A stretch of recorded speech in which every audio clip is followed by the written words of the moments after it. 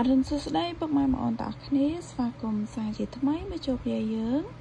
ចា៎នៅព្រឹកនេះដែរយើងមានតម្រុយថ្មីសម្រាប់ពុកម៉ែបងប្អូនទស្សនានឹងមើលកំសាន្តលេងសម្រាប់ថ្ងៃទី8 ខែ 3 2025តម្រុយរបស់យាយគឺមានប៉ុណ្ណឹងហើយយាយក៏មានសុបិននិយាយជូនពុកម៉ែបងប្អូនស្ដាប់កំសាន្តដូចគ្នាតែមុននឹងនិយាយសុបិនយាយក៏សូមពឹងពុកម៉ែបងប្អូនដែលចូលរួមទស្សនាទាំងអស់គ្នានេះ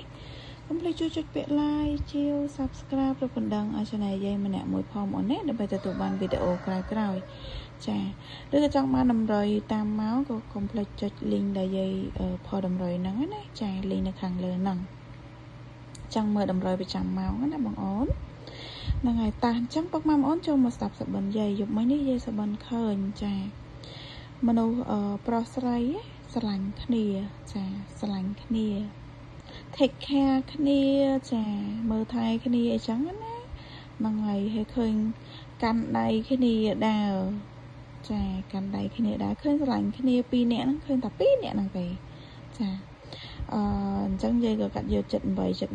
58 59 89 278 279 859អូចិត្តអូហាចា